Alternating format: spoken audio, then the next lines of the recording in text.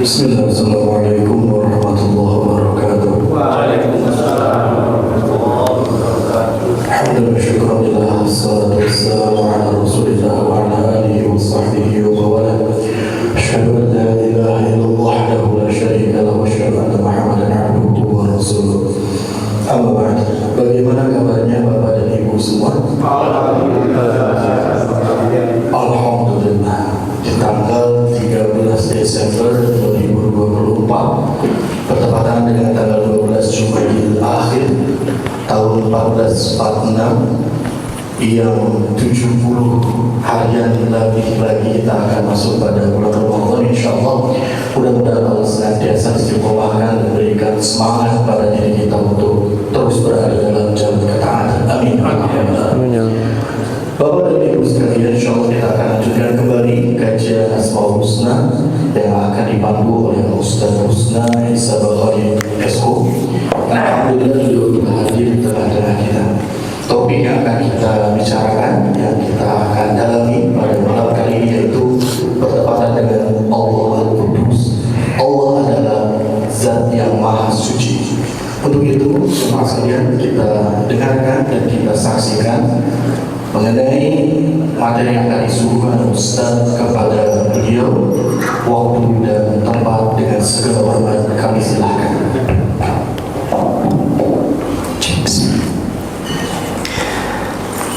Assalamualaikum warahmatullahi wabarakatuh. Alhamdulillah. Alhamdulillah wassalatu wassalamu ala Rasulillah wa ala alihi wa sahbihi wa mawalah. Asyhadu an la ilaha illallah wahdahu la syarikalah wa asyhadu anna Muhammadan abduhu wa rasuluhu alladzi la nabiyya ba'dah. Rabbi syrah li sadri wa yassir li amri wahlul 'uqdatam min lisani yafqahu qawli. Allahumma arinal haqqa haqqa warzuqna tiba'ah wa arinal batina batina warzuqna ijtinabah. Baik ikhwafillah rahimani wa Allah, Bapak Ibu semua yang dimuliakan oleh Allah. Alhamdulillah, bersyukur kepada Allah di malam kali ini kita bisa melanjutkan kajian kita terhadap nama-nama dan sifat-sifat Allah.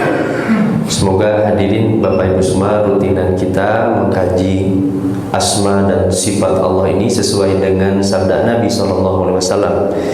Innalillah tis'ah wa tis'ina isman man ahsaha dakhala jannah. Allah itu memiliki 99 nama. Siapa saja yang mempelajarinya, memahaminya, mengamalkannya dalam kehidupan, maka Allah akan masukkan dia ke dalam surga. Nah, semoga kita termasuk hamba-hamba yang dipilih Allah hadirin. Karena kemuliaan itu mempelajari asma dan sifat Allah. Di malam kali ini kita akan mempelajari hadirin salah satu nama dan sifat Allah, Al-Qudus. Satu waktu hadirin, Nabi pernah ditanya oleh seorang sahabat, "Ya Rasulullah, ayu dzikri afdal?" Zikir apa yang paling mulia? Nabi ketika itu menjawab, "Mastafahullahu lil malaikatih." Ada zikir, kata Nabi, ini menjadi zikir yang paling afdal. Terus jazakallah. Zikir ini menjadi zikir yang paling mulia, dan zikir ini yang diajarkan kepada para malaikat-malaikat Allah. Zikir apa yang dimaksud? Subhanallah wa bihamdih. Hadirin Bapak Ibu semua, kata subhanallah itu bagi kita mungkin kita pandang begitu remeh hadirin. Dan memang begitu ringan sekali ketika kita mengucapkan subhanallah. Tapi makna dari subhanallah itu pengakuan kita sebagai seorang hamba bahwa kita ini beribadah kepada zat yang tidak sedikit pun memiliki cacat. Kita ini bersujud kepada zat yang sedikit pun tidak memiliki kekurangan, aib. Dalam apapun yang Allah lakukan, hadirin, Allah itu tidak memiliki cacat sedikit pun. Maka zikir ini menjadi zikir yang paling mulia. Bahkan dalam riwayat lain, seorang mengucapkan subhanallah wa bihamdi di hadis riwayat Muslim sebanyak 100 kali, maka Allah akan ampuni dosa-dosanya walau kana mithla zabadil bahri, meskipun dosa-dosanya sebanyak buih yang ada di lautan. Nah, istimewanya kata subhanallah. Nah, ini ikhwati iman, ucapan subhanallah ini bahkan menjadi doa kita dalam sholat-sholat kita. Pertama dalam istiftah atau iftitah, hadirin. Bahkan Imam Ahmad bin Hanbal menjadikan doa subhanaka, hadirin, dibandingkan dengan Allahumma ba'id baini, ya, dan dibandingkan dengan doa istiftah yang lain, kata Imam Ahmad bin Hanbal, ucapan subhanaka ini menjadi istiftah yang paling afdol dibandingkan istiftah yang lain. Ini pendapatnya Imam Ahmad bin Hanbal. Kemudian ketika kita ruku, kita mengucapkan subhana rabbiyal azim. Ketika kita sujud, subhana rabbiyal a'la. Ada zikir yang diajarkan oleh Nabi SAW. Tentu ini adalah bimbingan dari Allah Subhanahu Wa Taala, yang Allah mengajarkan kepada kita untuk selalu mensucikan Allah Subhanahu Wa Taala. Atau lihat hadirin, ketika para malaikat bertanya kepada Allah di surat Al-Baqarah ayat ke-30, ketika Allah menciptakan manusia menjadikan khalifah. Wa idh qala rabbuka lil malaikati inni ja'ilun fil ardi khalifah. Qalu ataj'alu fiha ma yufsidu fiha wa yasfiku dima wa nahnu nusabbihu bihamdika wa nuqaddisu lak. Ya Allah, apakah Engkau hendak menjadikan makhluk di bumi ini yang senang merusak, yang senang menumpahkan darah, sedangkan kami nusabbihu, bertasbih. Tasbih didahulukan oleh para malaikat, menunjukkan hadirin, tasbih ini bukan kalimat yang sepele Bapak Ibu semua, tapi kalimat yang begitu ringan tapi maknanya begitu dalam sekali. Dan inilah hadirin yang terkandung dalam nama dan sifat Allah Al-Quddus. Dialah Allah yang maha suci. Nah, apa makna Al-Qudus itu? Nih kalau kata Sulaiman Al-Ashqar, beliau mengatakan Al-Qudus fi khalqihi wa fi'lihi wa khuluqihi wa fi'lihi wa qada'ihi wa qadrihi khairul kullu.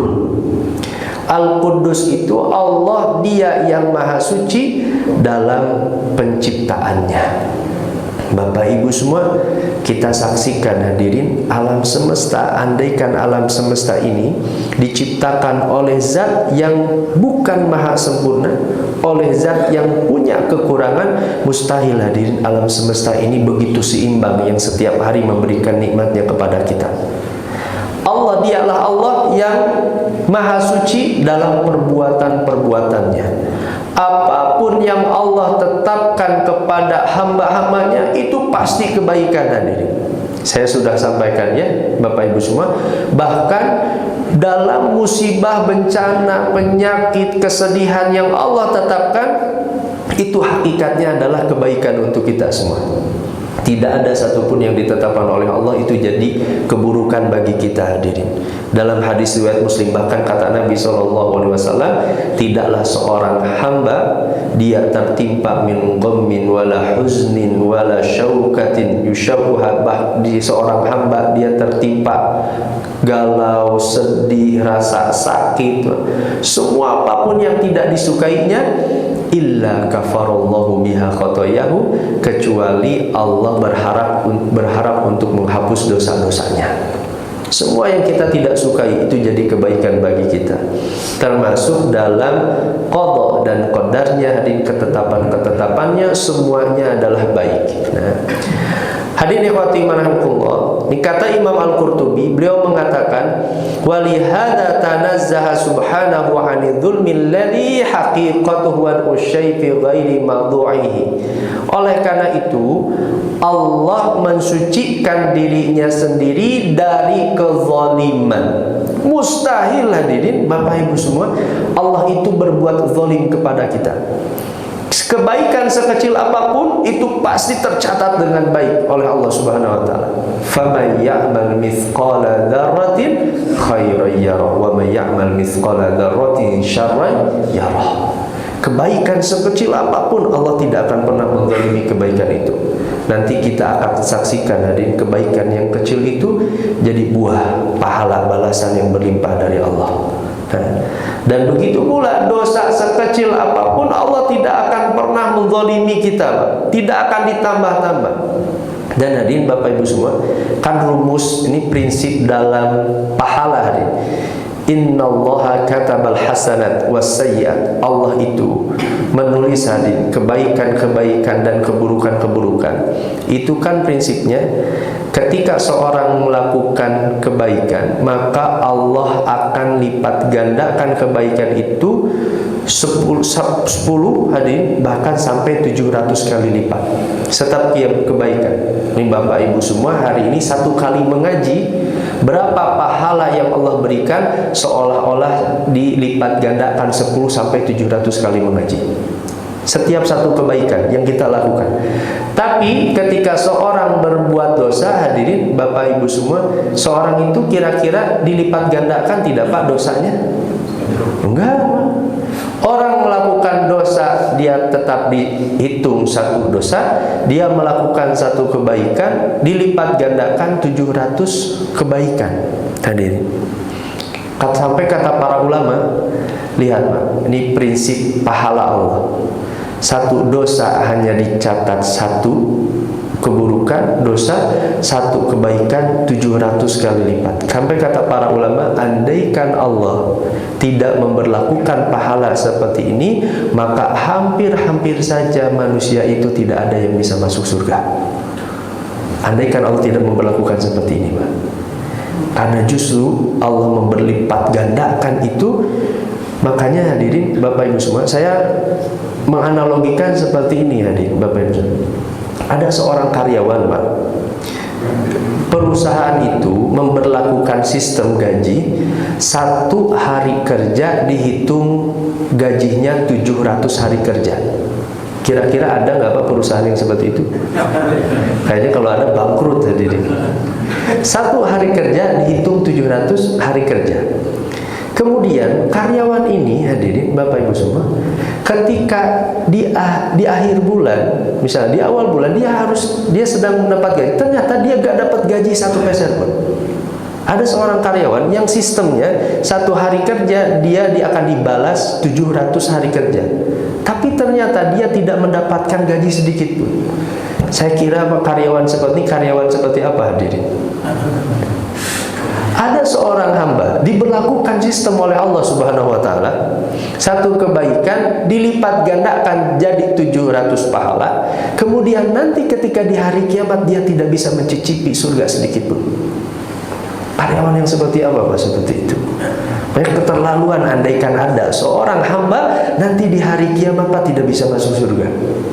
Itu keterlaluan sekali. Karena Allah memberlakukan pahala, satu kebaikan dilipat gandakan menjadi 700 kali lipat. Ini begitu luasnya kasih sayang Allah Subhanahu wa taala, dan Allah tidak akan menzalimi sedikit pun kepada kita. Keburukan sekecil apapun tidak akan pernah hadirin jadi sesuatu yang besar. Nah, hadirin ikhwati marhamullah, atau makna yang lain kata Imam Al-Qurtubi, wal Quddus itu al-munazzahu an kulli syarrin wa naqsin wa aibin. Al-Quddus itu adalah zat yang disucikan dari segala keburukan, kekurangan, aib hadirin. Makanya kalau kita mendapatkan kebaikan, sandarkan kepada Allah. Andaikan kita mendapatkan satu yang kita anggap buruk, jangan sandarkan keburukan itu kepada Allah Pak. Ini adabnya. Karena tadi tidak pernah Allah menetapkan keburukan kepada hamba. Itu hakikatnya tidak pernah. Kama qala ahlu tafsir, huwa at-tahiru min kulli aibin al-munazzahu amma la yaliku bih. Makna Al-Qudus itu adalah at-tahir. Dialah yang maha suci dari segala aib, yang disucikan dari segala sesuatu apapun yang tidak layak bagi diri Allah Subhanahu wa taala. Makanya hadirin Bapak Ibu semua, ini para ulama berdebat panjang bahkan sampai hari ini hadirin terkait dengan nama-nama dengan sifat-sifat Allah, apakah boleh ditakwil ataukah tidak. Contoh hadirin, ketika Allah misalnya menyampaikan innallaha yabsutu yadahu bil-lail yabsutu yadahu bil-lail liyatuba musiunha. Allah itu membentangkan tangannya.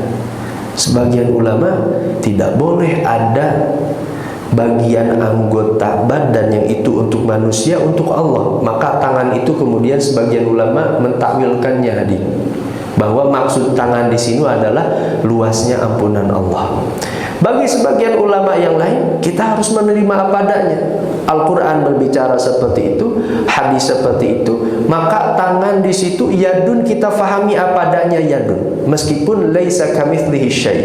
Yang tangan Allah itu tidak sama hadirin. Tentu Allah tidak akan pernah sama dengan hal apapun. Nah hadirin Bapak Ibu semua, perdebatan seperti ini panjang luar biasa dari sejak dahulu hadirin. Para ulama salaf, jumhur salaf, mereka berpendapat dengan tafwidul makna ila muradil ilallahi azza wa jalla. Mereka menyerahkan maknanya kepada Allah azza wa jalla. Tangan kita fahami tangan. Tapi ulama-ulama khalaf hadirin, dan kita tidak pungkiri Bapak Ibu semua, ada ulama-ulama besar yang mereka mentakwilkan sifat-sifat Allah itu dengan niat mensucikan Allah supaya Allah tidak disamakan dengan makhluknya. Makanya kata yadun tadi kemudian ditafsirkan dengan makna ampunan yang luas, ada yang memakna kekuasaan. Seperti halnya Imam An-Nawawi rahimahullah ketika beliau menafsirkan hadis ini hadirin, innallaha yabsutu yadahu bil-lail, kata Imam An-Nawawi rahimahullah, maksud dari membentangkan tangannya di siang hari maksudnya adalah luasnya ampunan Allah Subhanahu wa taala. Nah, hadirin Bapak Ibu semua, ini saya sampaikan karena hari ini hadirin dua kelompok besar di negeri kita, Pak, itu saling menyudutkan satu sama lain. Mohon maaf ya, orang-orang saudara-saudara kita dari Nahdlatul Ulama hadirin, yang mereka banyak mengkaji kitab-kitab Asy'ariyah, mereka memahami sifat-sifat Allah boleh ditakwil sifat-sifat Allah itu. Bagi saudara-saudara kita dari Salafi, biasanya banyaknya lulusan dari Arab Saudi, dari Madinah. Mereka membaca kitab-kitab para ulama dari kalangan Athariyah, mereka memahami apa adanya untuk menyerahkan maknanya apa adanya. Dan tidak sedikit hadir saling menuduh satu sama lain. Mohon maaf ya, orang-orang saudara kita dari Salafi kemudian menuduh kepada orang-orang NU, hadirin saudara kita di NU sudah melakukan taktil. Taktil itu menghilangkan sifat Allah karena mereka mentakwil makna-makna hadis ayat Al-Quran yang berkaitan dengan sifat ditakwilkan dengan makna yang lain. Kemudian saudara-saudara kita dari NU menuduh hadirin kepada saudara-saudara kita di Salafi yang memahami apa adanya ayat itu sudah melakukan tasybih atau tajsim, menyamakan Allah Subhanahu wa taala dengan makhluknya. Nah, hadirin Bapak Ibu semua, saya sampaikan, Pak, baik dari kalangan Athariyah yang dipegang oleh para ulama salaf, baik dari kalangan Asy'ariyah yang dipegang oleh ulama khalaf, hadirin Bapak Ibu semua, kedua ulama ini sama-sama berniat untuk mensucikan Allah. Dua-duanya. Dan ini yang saya terima hadirin, ini nasihat dari guru kami Profesor Amal Fathullah Zarkashi dan Profesor Hamid Fahmi Zarkashi. Hari ini beliau jadi rektor di Gontor hadirin.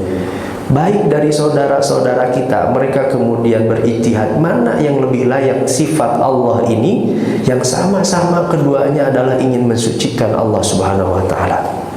Hadirin Bapak Ibu semua, jangankan dalam masalah fikih, dalam masalah akidah pun ada masalah-masalah cabang yang itu para ulama berbeda pendapat terkait dengan itu. Dan itu bagian dari ijtihadiyah. Boleh hadirin berbeda pendapat selama berdasarkan hadirin kaidah-kaidah yang berlaku. Bapak Ibu semua, selama berdasarkan pendapat-pendapat para ulama yang sahih, maka itu dilumrahkan. Seperti halnya dulu Aisyah radhiyallahu anha dengan Ibnu Abbas radhiyallahu an berdebat keras tentang masalah ketika Nabi Isra Mi'raj ke langit, kemudian apakah Nabi melihat Allah ataukah tidak. Kata Aisyah, Nabi Muhammad SAW tidak melihat Allah. Kata Abdullah bin Abbas, Nabi melihat Allah. Dalam masalah akidah, Ibnu Abbas berbeda pendapat dengan Aisyah. Tapi sampai hari ini belum datang riwayat kepada kita Abdullah bin Abbas menganggap bid'ah Aisyah radhiyallahu anhu dan Aisyah radhiyallahu anha menganggap bid'ah Abdullah bin Abbas. Hadirin, ini perbedaan yang harus kita maklumi ketika memahami Al-Quddus. Nah, ada ikhtiar dari para ulama kita untuk mensucikan Allah, hadirin, mentanzih Allah dari sifat-sifat yang tidak layak bagi Allah Subhanahu wa taala. Nah, hadirin ikhwati iman, oleh karena itu di dalam hadis qudsi Allah berfirman, ini hadis yang agak panjang. Ya ibadi inni haramtu zulma ala nafsi. Wahai hamba-hambaku, dalam hadis qudsi, sungguh aku haramkan kezaliman pada diriku sendiri. Karena gak mungkin hadirin Allah itu berbuat zalim. Wa ja'altuhu bainakum muharraman, dan aku jadikan di antara kalian pun kezaliman itu diharamkan. Fala tadzalamu, janganlah kalian saling menzalimi. Ya ibadi, wahai hamba-hambaku, kullukum dhalun illa man hadaitah. Setiap kalian itu tersesat kecuali orang-orang yang aku berikan hidayah. Fastahduni, mintalah hidayah kepada diriku. Ahdikum, aku akan berikan hidayah kepada kalian. Ya ibadi kullukum ja'i', wahai hamba-hambaku, setiap diri kalian itu lapar. Illa man at'amtuhu fastat'amuni ut'imukum, kecuali orang yang aku beri makanan, maka mintalah makanan kepada diriku, niscaya aku akan berikan makanan kepada dirimu. Ya ibadi kullukum 'arin illa man kasautuhu, wahai hambaku, setiap diri kalian itu tidak berpakaian kecuali orang-orang yang aku beri pakaian. Fastaksuni, maka mintalah pakaian kepada diriku. Aksukum, aku akan berikan pakaian kepada kalian. Ya ibadi, wahai hamba-hambaku, innakum tukhti'una bil laili wan nahar, kalian berbuat salah, berbuat dosa di setiap siang dan malam. Wa ana aghfiru dzunuba jami'an, aku ampuni seluruh dosa-dosanya. Fastaghfiruni, maka mintalah ampun kepada diriku. Aghfiru lakum, aku akan ampuni dosa-dosa kalian. Ya ibadi innakum lan tablughu dharri fatadurruni wa lan tablughu naf'i fatanfa'uni. Ya ibadi law anna awwalakum wa akhirakum wa insakum wa jinnakum kanu ala atqa qalbi rajulin wahidin minkum. Wahai hamba-hambaku, andaikan orang yang pertama di antara kalian sampai yang terakhir, hadirin, manusia dan jinnya semuanya bertakwa, semuanya menjadi hamba yang bertakwa. Apa kata Allah? Ma zada dzalika fi mulki syai'a, itu tidak menambah sedikit pun kerajaan yang aku miliki. Hadirin Bapak Ibu semua, andaikan seluruh hamba di dunia ini menjadi hamba-hamba yang solih semuanya, Bapak Ibu semua, itu tidak sedikit pun menambah kerajaan Allah, karena dialah Allah Al-Quddus. Allah tidak butuh hamba-hambanya. Ya ibadi law anna awwalakum wa akhirakum wa insakum wa jinnakum, andaikan manusia yang pertama di antara kalian, manusia yang terakhir, jinnya dan manusianya, kanu ala afjari qalbin rajulin wahidin, semuanya berada dalam hati yang jelek sekali, semuanya menjadi ahli maksiat, kata Allah. Semua manusia itu jadi ahli maksiat. Ma naqasa dzalika min mulki syai'an, itu tidak sedikit pun mengurangi kerajaanku. Hadirin Bapak Ibu semua, andaikan seluruh manusia itu kufur Pak kepada Allah, Allah itu tidak rugi sedikit pun. Hadirin, tidak akan mengurangi kerajaan yang Allah miliki. Ya ibadi law anna awwalakum wa akhirakum wa insakum wa jinnakum, andaikan manusia dari yang pertama dan yang terakhir dan jinnya, qamu fi sa'idin wahidin, mereka berdiri di satu bukit, fasa'aluni, semua manusia itu dan jinnya meminta kepada diriku, fa'ataitu kulla insan, kemudian aku kabulkan setiap permintaannya. Apa yang diminta? Ma naqasa dzalika mimma indi, tidak akan berkurang sedikit pun dari apa yang aku miliki, illa kama yanqusul mikhyat idza udkhilal bahru, sekecuali seperti jarum dimasukkan ke dalam samudra Bapak Ibu semua, kemudian ditarik, maka tetesan itulah yang terambil. Itu seolah-olah seluruh permintaan, andaikan semua manusia berdoa kepada Allah, kemudian semua permintaannya dikabulkan oleh Allah, itu tidak mengurangi sedikit pun kerajaan Allah, kecuali seperti jarum yang dimasukkan ke dalam samudra, maka tetesan air yang terambil dari jarum itu, itulah yang Allah berikan kepada seluruh makhluk dari air samudra yang tersisa. Ini menunjukkan kemuliaannya, hadirin, kesempurnaannya Allah Subhanahu wa taala, dan Allah itu tidak butuh kepada hamba karena Dia Allah yang Al-Quddus. Nah, hadirin Bapak Ibu semua yang Allah. Nah, di antara makna yang paling terpenting dari Al-Quddus, nah ini saya dahulukan, hadirin. Bagaimana kita mengamalkan Al-Quddus di dalam kehidupan kita sehari-hari? Ini kata Imam Al-Qurtubi. Beliau mengatakan seperti ini. Yajibu alaihi an yuqaddisa nafsahu 'anis syahawat. Orang yang beriman kepada Allah Al-Quddus, maka wajib bagi dirinya untuk mensucikan dirinya dari syahwat-syahwatnya. Wa ma lahu 'anis syubhat, harta-hartanya dari syubhat. Wa qalbahu 'anil ghafilat, hatinya dari kelalaian. Wa jawarihahu 'anil mukhalafat, dia bersihkan anggota tubuhnya dari dosa-dosa. Hadirin, wa matami'ahu 'anil mulahadhat, dan dia jaga ketamakannya dari perhatiannya kepada dunia.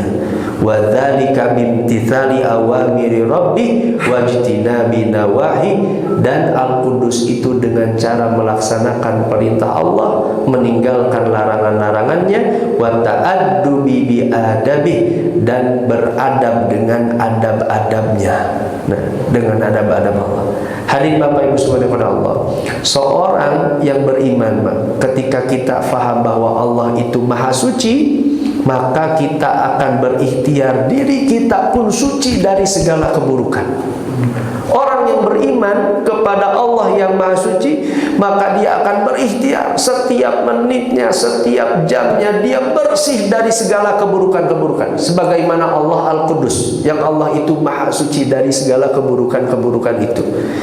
Hadirin Bapak Ibu semua, baik sekali andaikan kita memanggil nama Allah Al-Quddus, kemudian kita meminta kepada Allah ampunan kepada Allah, Pak. Meminta ampunan agar Allah mengampuni, membersihkan dosa-dosa kita. Ya Quddus, ya Allah, Engkau yang maha suci, bersihkan diri hamba, sucikan diri hamba dari segala dosa dan maksiat. Hadirin, makanya Nabi, hadirin Bapak Ibu semua, Nabi itu beristighfar satu hari, hadirin, di hadis riwayat Muslim, wallahi inni la astaghfirullah wa atubu ilaih, demi Allah aku beristighfar dan bertobat kepada Allah itu dalam sehari mi'ata marrat, minimal 100 kali. Seperti apa prakteknya? Kata Abdullah bin Umar, aku pernah melihat Nabi itu sedang duduk, Pak. Kemudian aku mendengar Nabi mengucapkan seperti ini 100 kali. Rabbi firli wa tub alayya innaka antat tawwabur rahim. Rabbi firli wa tub alayya innaka antat tawwabur rahim. Rabbi firli wa tub alayya innaka antat tawwabur rahim. Nabi satu kali duduk mengucapkan itu sebanyak 100 kali. Ya Allah, ampunilah diri hamba, ya Allah, terimalah tobat hamba. Sungguh Engkau maha pengampun dan Engkau maha penerima tobat. Nabi sampai 100 kali hadirin meminta kepada Allah Subhanahu wa taala. Satu kali duduk, Pak. Nah, kenapa Nabi meminta kepada Allah sampai beristighfar 100 kali? Kira-kira hadirin, Nabi itu punya dosa enggak, Pak? Kenapa harus beristighfar? Nabi itu gak punya dosa sedikit pun. Nabi itu maksum, hadirin. Nabi itu bersih dari dosa. Tapi Nabi kenapa beristighfar kepada Allah sampai 100 kali? Nah, kata para ulama ada dua jawaban hal ini, hadirin. Pertama, kenapa Nabi beristighfar sebanyak 100 kali? Karena dalam riwayat lain Nabi jelaskan sendiri, wa innahu layughanu fi qalbi. Satu waktu hatiku disibukkan dengan sesuatu. Maksudnya, jadi bagi tingkatan seorang nabi itu, kalau ada waktu kosong yang tidak digunakan untuk mengingat Allah, itu dianggap bagian dari dosa. Bapak ibu semua mungkin satu waktu, Pak, ngahuleng, Pak, ngelamun, Pak. Bagi tingkatan nabi itu dianggap bagian dari dosa. Kata sebagian ulama di pendapat, kenapa Nabi sampai beristighfar 100 kali? Karena andaikan Nabi satu waktu, misalnya ada beberapa waktu yang itu kosong, tidak digunakan untuk mengingat Allah, tidak digunakan untuk nilai-nilai kebaikan, maka bagi tingkatan seorang Nabi itu bagian dari dosanya. Maka kemudian Nabi beristighfar 100 kali. Atau jawaban yang kedua, kenapa Nabi itu beristighfar sampai sebanyak itu, sampai 100 kali, hadir? Kata sebagian ulama, karena Nabi beristighfar bukan untuk dirinya, tapi untuk umatnya. Apa dalilnya? Surat Al-Munafiqun. Wa idza qila lahum ta'alu yastaghfir lakum Rasulullahi lawaw ru'usakum wa di surat Al-Munafiqun, ketika Nabi memanggil, kesinilah, kesinilah, biarkan Rasulullah yang meminta ampunan kepada Allah Subhanahu wa taala. Nah, ini jadi dalil kata sebagian ulama, Nabi itu beristighfar bukan untuk dirinya, tapi untuk umatnya. Karena begitu sayangnya Nabi SAW kepada kita, sampai Nabi itu beristighfar sebanyak 100 kali sehari, hadirin. Nah, Bapak Ibu semua, saya menghitung, hadirin, itu istighfar Rabbi firli wa tub alayya innaka antat tawwabur rahim. Itu gak sampai 5 menit, Pak. Kita duduk seperti itu. Kadang memang beberapa zikir yang sampai 100 kali itu sebenarnya pendek sekali. Atau misalnya sebelum tidur kan Nabi itu mengucapkan Subhanallah 33 kali, Alhamdulillah 33 kali, kemudian Allahu Akbar 34 kali, hadirin. 100 itu tidak lebih dari 3 menit, Pak. Tapi horeamnya itu luar biasa, Pak. Kadang itu malasnya itu luar biasa. Nah, itu gak lebih dari 5 menit. Apa makna istighfar itu? Ini saya sampaikan. Istighfar itu, apa makna astagfirullah? Istighfar. Istighfar itu kalau secara bahasa ada pola dari istaf'ala yastaf'ilu, itu maknanya litolab, meminta. Meminta apa? Istighfar itu maknanya tolabul magfirah, meminta magfirah.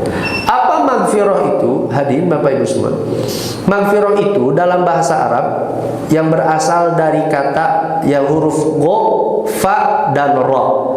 Itu secara bahasa artinya menutup. Contoh misalnya, kata Imam Ar-Raghib, kalau orang Arab mengatakan igfir thawbaka fil wi'an, simpan, tutup bajumu di dalam bejana. Itu namanya magfirah. Magfirah itu menutup. Kenapa kita meminta penutup kepada Allah? Kata Imam Ar-Raghib, istighfar itu ialah an yasunal abda min an yamassahul adab. Kita sedang meminta penutup kepada Allah supaya Allah tidak menurunkan siksanya karena dosa yang pernah kita lakukan. Magfirah itu kita meminta penutup, Pak. Meminta penutup apa? Pertama, supaya aib kita ditutup oleh Allah Subhanahu wa taala. Itu makna istighfar. Berapa dosa, hadirin Bapak Ibu semuanya oleh Allah yang kita lakukan, bahkan istri anak-anak kita pun tidak tahu, meskipun mereka 24 jam bersama kita. Karena ada Allah yang menutup aib kita. Itulah makna istighfar. Kita meminta, ya Allah, tutup aib saya supaya Saudara-saudara orang lain itu tidak tahu. Yang kedua, makna istighfar itu kita sedang meminta kepada Allah, karena sekecil apapun dosa yang pernah kita lakukan itu pasti ada balasannya. Gak akan mungkin gak ada balasannya. Wa may ya'mal su'an yujzabih. Siapa yang melakukan dosa sekecil apapun itu pasti ada balasannya. Sampai Abu Bakar kan nangis ketika baca ayat ini. Ya Rasulullah, andaikan setiap dosa itu ada balasannya, bagaimana apa yang kami lakukan ketika kami sebelum masuk Islam? Sekadaikan semua dosa itu. Kemudian kata Nabi, wahai Abu Bakar, ketika seorang hamba ditimpa musibah, rasa sedih, penyakit, itu menjadi penghapus dosa-dosanya. Nah, makanya istighfar itu kita meminta kepada Allah, dosa yang pernah kita lakukan, ya Allah tolong jangan Engkau jadikan siksa, azab dari dosa yang pernah kita lakukan. Nah, itu makna dari istighfar, hadirin. Kita sedang meminta penutup kepada Allah Subhanahu wa taala dengan istighfar itu. Nah, hadirin ikhwati rahimakumullah, ini teladannya para ulama salafus shalihin dalam meminta ampun dan berhati-hati terhadap satu dosa. Imam Al-Ghazali, beliau pernah menceritakan seorang ulama salafus shalih namanya Kahmas bin Al-Hasan. Kahmas bin Al-Hasan. Kahmas ini satu waktu dia nangis luar biasa. Kemudian ditanya oleh muridnya, kenapa engkau menangis? Kata Kahmas, sungguh aku menangis ini karena satu dosa selama 40 tahun. Selama 40 tahun karena satu dosa yang pernah saya lakukan. Kemudian ditanyalah oleh muridnya, memang apa dosa yang pernah engkau lakukan? Kahmas akhirnya cerita ketika itu. Karena satu dosa ini dia selama 40 tahun menangis dan bertobat kepada Allah Subhanahu wa taala. Satu waktu dulu saya ingat pernah datang tamu ke dalam rumahku. Kemudian saya jamu dengan makanan-makanan. Nah, akhirnya sisa makanan itu saya hendak bersihkan di rumah saya. Saya bersihkan dengan satu genggam tanah yang dimiliki oleh tetangga saya. Saya datang ke halaman tetangga saya. Saya ambil tanahnya satu genggam untuk membantu membersihkan sisa makanan yang ada di dalam rumah saya. Dan saya tidak meminta izin kepada tetangga saya. Karena dosa itulah kemudian saya bertobat kepada Allah dan menangis selama 40 tahun. Karena satu genggam tanah pasir Pak tidak izin kepada tetangga, Kahmas bin Hasan butuh 40 tahun menangis dan bertobat kepada Allah. Hanya itu saja. Hadirin Bapak Ibu semua, andaikan Kahmas dengan dosa itu sampai 40 tahun butuh bertobat, kira-kira dosa yang pernah kita lakukan seperti apa Pak harus istighfar? Seperti apa bertobatnya? Hadirin Bapak Ibu semua, ketika seorang beristighfar kepada Allah, yakin bahwa Allah pasti akan menutup dosa kita dan pasti Allah akan mengampuni dosa kita. Hadirin, saya sudah sampaikan ketika bahas tentang Ar-Rahman Ar-Rahim, tidak ada satu dosa pun yang tidak diampuni oleh Allah. Adapun dosa yang tidak ditobati yang menjadi siksa. Di hadis riwayat Muslim, Allah itu kan nanti di hari kiamat akan memanggil seorang hamba. Dipanggil oleh Allah, diajak ngobrol oleh Allah. Kemudian Allah bertanya, Ataf'alu dzanba kada? Apakah kamu melakukan dosa ini? Dia lihat, Pak. Naam ya Allah, itu dosa saya. Ataf'alu dzanba kada? Apakah kamu melakukan dosa ini? Iya ya Allah, saya melakukan ini. Akhirnya semua dosanya dibukakan oleh Allah Subhanahu wa taala. Hanya dia dengan Allah Pak yang tahu. Orang lain dia lihat Pak. Ketika di hari kiamat ditampakkan semua dosanya oleh Allah Subhanahu wa taala. Kemudian hadirin Bapak Ibu semua, ketika itu dia menangis luar biasa. Dia akan sadar, ya Allah saya celaka karena dosa-dosa yang pernah saya lakukan ini ya Allah. Allah kemudian berfirman kepada hamba ini di hadis riwayat Muslim, qad satartuha laka fid dunya wa aghfiruha laka al-yauma.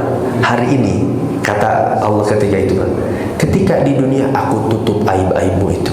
Anakmu tidak tahu, istrimu tidak tahu, teman, sahabat, saudaramu semuanya tidak tahu. Aku tutup aib-aibmu itu. Dan hari ini wa ana aghfiruka laka al-yauma, dan hari ini seluruh dosa-dosa itu aku ampuni. Hadirin khotimah rahimakumullah, kata para ulama, Pak, seorang hamba ini bisa jadi dia banyak begitu dosanya kepada Allah, tapi karena dia senang beristighfar kepada Allah, dia senang bertasbih maha sucikan Allah, yang kata Nabi tadi, hadirin, siapa saja yang mengucapkan subhanallah wa bihamdi 100 kali, maka Allah akan ampuni dosa-dosanya walau kana mithla zabadil bahri, meskipun dosa-dosanya sebanyak buih yang ada di lautan. Karena seorang beriman kepada Allah Al-Quddus, dia Allah yang maha suci, dan dialah Allah yang senang mensucikan hamba-hambanya, maka Allah ini jadi wasilah penghapus dosa. Karena seorang ketika beriman kepada Al-Quddus. Hadirin khotimah rahimani wa rahimakumullah. Nah, ini berkaitan nih penjelasan terkait dengan takhalluf, Pak. Jadi seorang yang beriman kepada Al-Quddus, hadirin, ini maknanya banyak sekali. Seorang yang bersih dari syahwat, hadirin Bapak Ibu semua. Dia berhati-hati terhadap syahwat dunia, terhadap syahwat wanita. Orang yang beriman kepada Al-Quddus, dia akan bersihkan hatinya, jangan sampai dia terjatuh kepada dosa-dosa dalam syahwat dunia, syahwat wanita itu. Bahkan dalam harta, yang jangankan yang haram, orang yang beriman kepada Al-Quddus, yang syubhat pun dia akan tinggalkan, hadirin Bapak Ibu semua. Imam An-Nawawi rahimahullah, beliau satu waktu tidak mau, hadirin Bapak Ibu semua, tidak mau makan daging kambing lama sekali. Beliau gak mau makan daging kambing.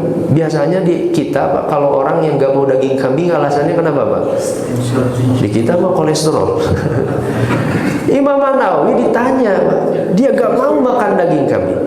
Nah, akhirnya Imam An-Nawawi cerita, saya gak mau makan daging kambing karena saya sudah lama mendapat berita tentang kambing tetangga saya yang hilang. Ini luar biasa Imam An-Nawawi, penulis Riyadhus Shalihin. Karena gara-gara kambing tetangganya hilang, khawatir andaikan kambing yang datang kepada dirinya itu adalah kambing tetangganya. Sama dia gak mau. Jangankan yang haram, orang yang beriman kepada Al-Quddus saja, yang kira-kiranya dia ingin membersihkan hatinya dari yang syubhat saja dia akan tinggalkan, apalagi yang haram. Hadirin Bapak Ibu, ini Imam An-Nawawi rahimahullah. Makanya ini saya ringkas, saya sebenarnya ingin saya banyak jelaskan tadi terkait dengan ini. Makanya di dalam hadis Nabi SAW menyampaikan, innal halala bayyinun wa innal harama bayyinun. Yang halal itu jelas, silahkan nikmati yang halal itu, hadir. Wal harama bayyinun, yang diharamkan oleh Allah pun jelas. Dan apapun yang Allah haramkan itu mustahil karena keburukan, karena pasti karena kebaikan untuk kita. Apa yang Allah haramkan untuk kita? Wa baina mushtabihat, dan di antara yang halal dan haram itu ada yang syubhat. Bagaimana kita memperlakukan yang syubhat itu? Kata Nabi SAW, famanittaqas syubhat istabra'a lidinihi wa irdih. Siapa yang berhati-hati terhadap yang syubhat, maka dia sedang menjaga kehormatan agamanya dan kehormatannya. Nah, orang yang beriman kepada Al-Quddus, hadirin, dia akan membersihkan hatinya, jangankan yang haram, yang syubhat saja akan dia tinggalkan. Dan itu bagian dari ketakwaan, Pak. Nah, hadirin khotimah, ini saya ingin tutup ini pada kesempatan kali ini. Ada satu doa yang layak sekali, hadirin. Maka alhamdulillah saya sudah rutinkan ini. Doa ini kita meminta kepada Allah agar Allah sucikan kita, Pak. Orang yang beriman kepada Al-Quddus, dialah Allah yang maha suci, maka banyak-banyak meminta kepada Allah supaya Allah mensucikan kita. Apa doanya? Ini di hadis riwayat Muslim. Allahumma inni a'udzubika minal ajzi wal kasli wal jubni wal bukhli wal harami wa adzabil qabri. Allahumma ati nafsi taqwaha wa zakkiha. Nah, dia. Anta khairu man zakkaha, anta waliyuha wa maulaha. Allahumma inni a'udzubika min ilmin la yanfa wa min qalbin la yakhsha wa min nafsin la tashba wa min da'watin la yustajabulah. Ya Allah, aku berlindung kepada dirimu dari kelemahan, kemalasan, ketakutan, kekikiran, kepikunan, siksa kubur. Ya Allah, berikanlah ketakwaan kepada jiwaku dan sucikanlah jiwaku. Nah, hadirin Bapak Ibu semua, kalimat zakkiha kita meminta kepada Allah agar Allah sucikan. Nah, ini insya Allah nanti sama Ustaz Farhan share ya Ustaz, ini doa kepada jamaah Mutiara semoga bisa diamalkan. Ini bagian dari keimanan kita hadirin Bapak Ibu semua kepada Al-Quddus. Dialah Allah yang Maha Suci. Wallahu a'lam bishawab. Hanya itu mungkin pada malam kali ini yang bisa saya sampaikan terkait dengan Al-Quddus. Hari ini insyaallah nanti di lain kesempatan kita akan lanjutkan kepada nama dan sifat Allah yang lain. Semoga jadi keberkahan untuk amal soleh kita, jadi kebaikan dari untuk hati-hati kita insyaallah. Subhanakallah wa bihamdika asyhadu an la ilaha illa anta astaghfiruka wa atubu ilaik. Aqulu qouli hadza wa astaghfirullah li wa lakum. Assalamualaikum warahmatullahi wabarakatuh. Waalaikumsalam warahmatullahi wabarakatuh. Terima kasih kami aturkan dari doa jazakumullah khairan katsiran kepada Ustaz yang telah memaparkan materi sebagai bentuk penghayatan dan kontemplasi diri kita. Mudah-mudahan Allah Subhanahu wa taala menjadikan mengenai sifat kudus itu tertanam dalam jiwa kita, mensucikan hati kita dan membersihkan dalam setiap keburukan dan kemaksiatan. Amin ya Allah rabbal alamin.